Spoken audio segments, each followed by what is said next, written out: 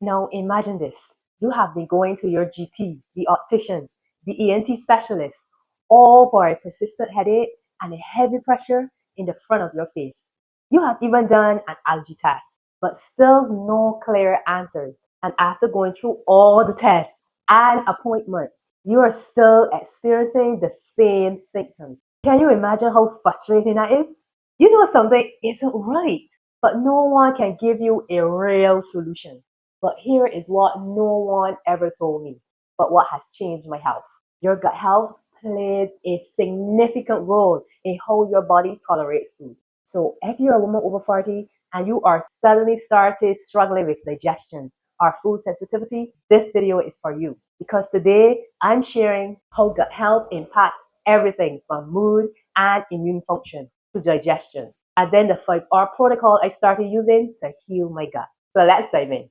So when the lining of your gut becomes damaged, whether from chronic stress, infection, medication, or a poor diet, it becomes more permeable than it should be.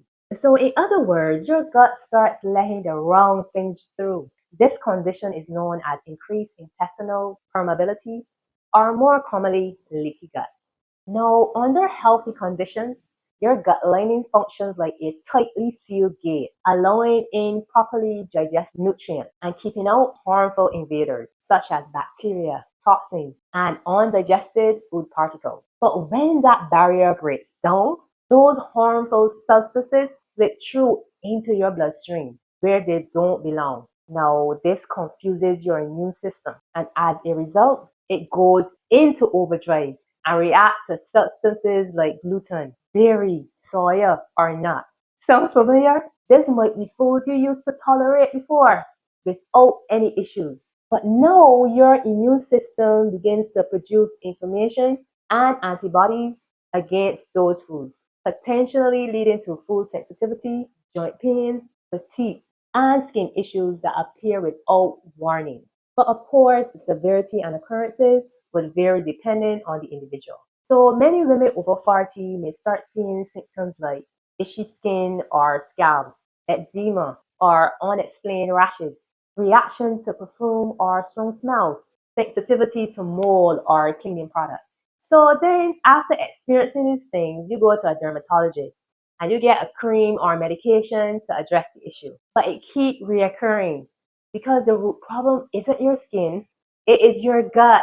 And unless we repair the gut lining and calm the immune system, this issue will continue to reoccur.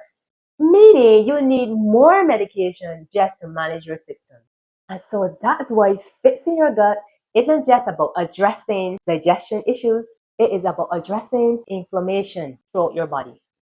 And so let's go on to talk about the 5R protocol. Now, this is a functional approach to restoring gut health by guiding your body through 5 essential steps: remove, place, re-inoculate, repair, and rebalance. So let's look at the first step, remove. So as it suggests, the goal is simply to eliminate what triggers inflammation and irritate your gut lining.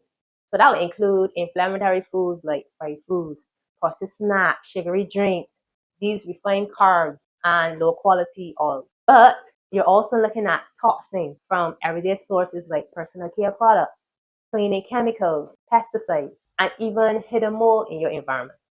And then you want to address those gut disruptors, such as excess sugar, gluten, artificial sweeteners, and alcohol. Now, what you should know is that some healthy foods can actually increase leaky gut syndrome.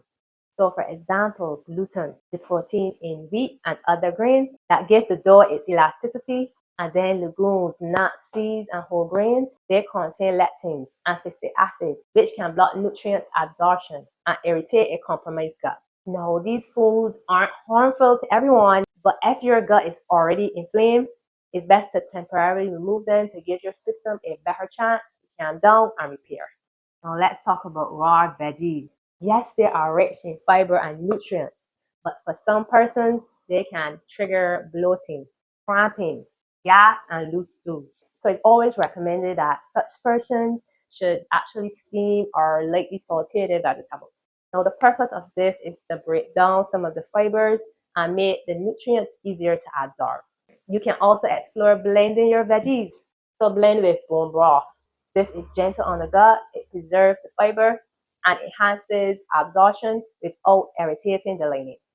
But also when you combine healthy fats with your veggies, like avocados or flax seeds, this helps your body absorb key fat-soluble vitamins like vitamin A, D, E, and K.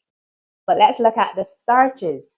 So some protocols like GAPS, which is something similar to the 5R protocol, but a little stricter, they remove starches temporarily because consuming them may lead to undigested particles reaching the colon, which can fuel bacteria and increase inflammation if your body is not digesting these things properly. So think about starchy veggies like potatoes and corn, grains and legumes. If your body is not functioning optimally, they are most likely not to be broken down properly.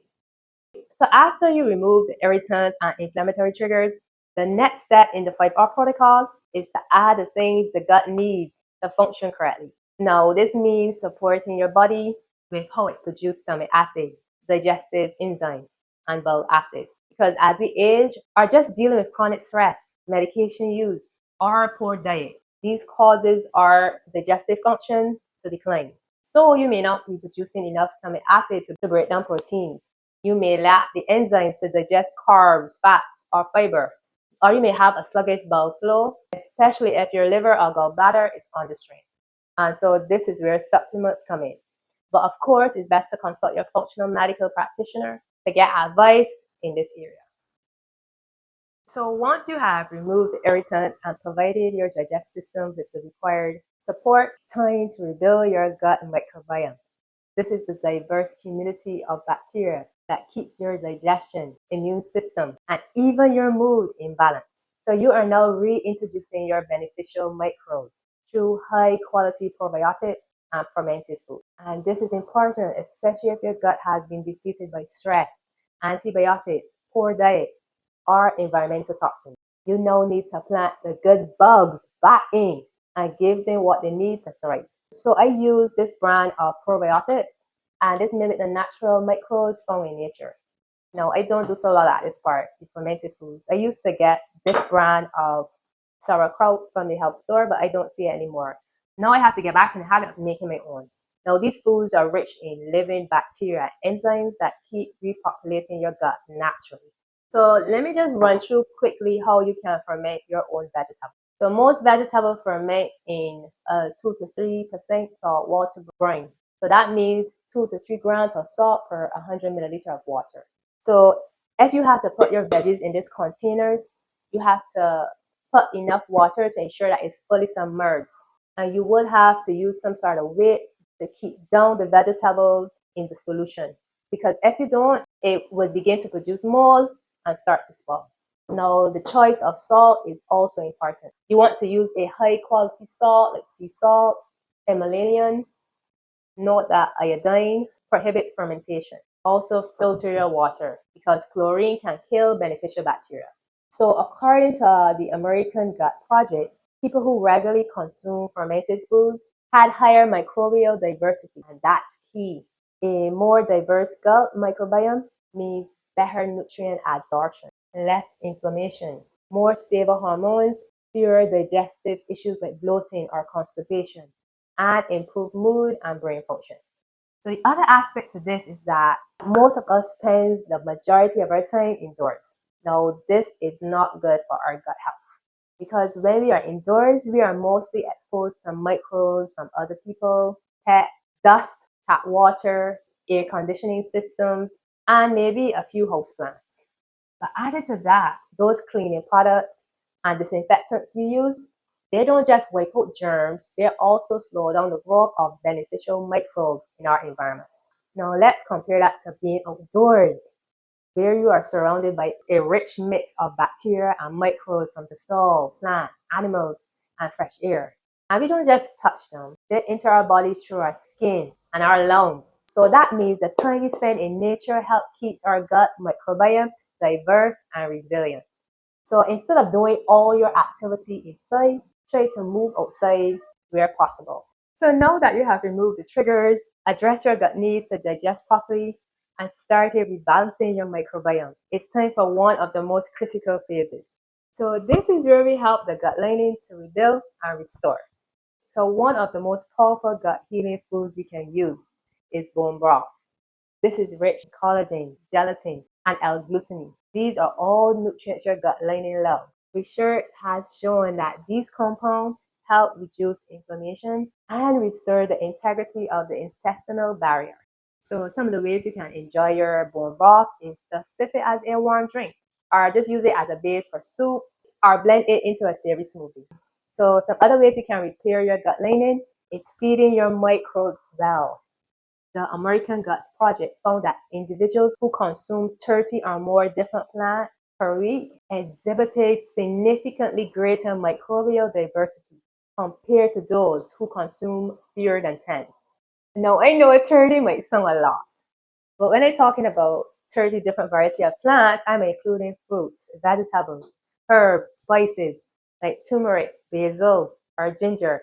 And we're also looking at legumes and nuts, seeds, and even whole grains. So you have a lot to choose from. So then you have the option of making your salad, stir fry, smoothies, all using different plant-based foods. So let's look at some good herbs that you can incorporate. Slippery elm.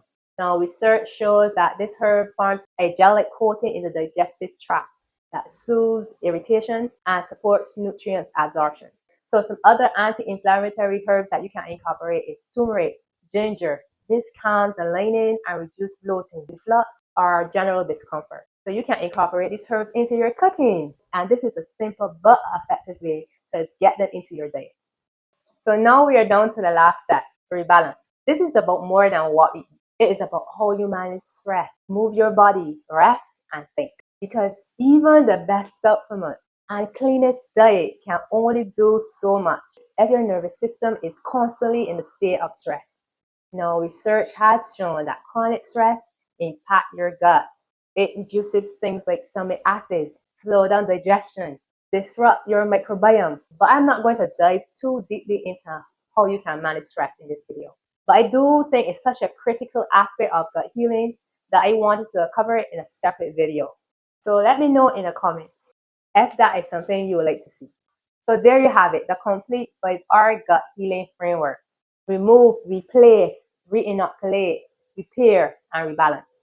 Now, healing your gut isn't about quick fixes. It's really about giving your body what it truly needs to function and feel its best. So you need to stay consistent with the process, because when you do that, the results will be life-changing. Better digestion, less bloating, cleaner skin, balanced hormone, more energy, and yes, regular bowel movement. If you haven't seen my previous video, the 5 fixes that help me poop regularly, go check that out next.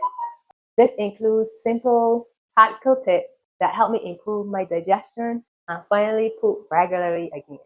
But in my next video, I'll be sharing how you can support your liver, because this plays a critical role in digestion, detoxification, and hormone balance. So you wouldn't want to miss that one.